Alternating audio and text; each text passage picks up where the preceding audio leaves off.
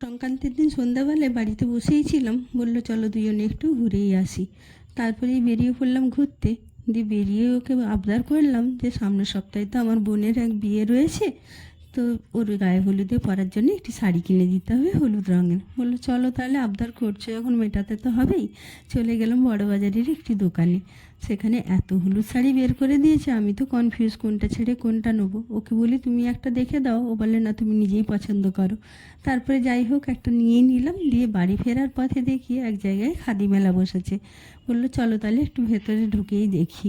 আর ভেতরে ঢুকে দেখেছি এত মেলা, এত দোকান বসেছে যে দারুণ লাগছে দেখতে। আর খাদি মেলার নাম হলো, শুধু বস্ত্র ছিল না, আরও অনেক কিছু হস্তশিল্পের জিনিস ছিল।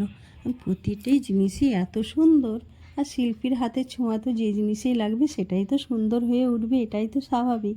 আর প্রত্যেকটা জিনিসই এত আকর্ষণীয়, দেখলে মনে হয় যেন সবই নিয়ে যায়। আর শুধু নিয়ে যাব বললেই তো হবে না, পকেটটাও দেখতে হবে। তারপরে এই সামনের এই দোকানটাতে না এসে আর পারলাম না, এত বেশি নজর কাড়ছিল দূর থেকেই। এত সুন্দর সুন্দর হ্যান্ড পেন্টিংয়ের ওয়াল হ্যাঙ্গিং ছিল। আর শুধু হ্যান্ড পেন্টিং ছিল না, হ্যান্ডওয়ার্কের আরও অনেক রকম কারুকার্য করা ওয়াল হ্যাঙ্গিং ছিল। আমরা এখান থেকে খুব ছোট্ট একটি জিনিস নিয়েছি। আমি তো এই দোকানটিতে বেশ কিছুক্ষণ দাঁড়িয়েই রয়ে গেছি, এত সুন্দর লাগছে প্রত্যেকটা জিনিস, মনে হচ্ছিল না যেন এখান থেকে আর সরি বলে। আমার কর্তা বলে তুমি কি এখানেই দাঁড়িয়ে থাকবে আর অন্য দোকানে যাবে না? তারপরেই বেরিয়ে পড়লো অন্য দোকানগুলোতে। আসলে প্রত্যেকটা দোকানেরই জিনিস অসম্ভব সুন্দর ছিল, মনে হচ্ছিল যেন সবই বাড়ি নিয়ে আসি।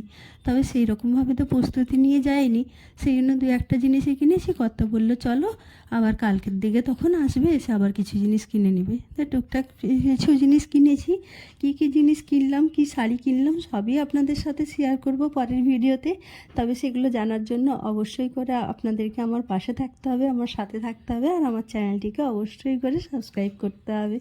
তবে আমার ভিডিওটি যদি আপনাদের ভালো লাগে তাহলে একটা লাইক করে দেবেন, আর আমার চ্যানেলটিকে সাবস্ক্রাইব করে প্লিজ আমার পাশে থাকবেন। দেখা হবে আবার পরের ভিডিওতে।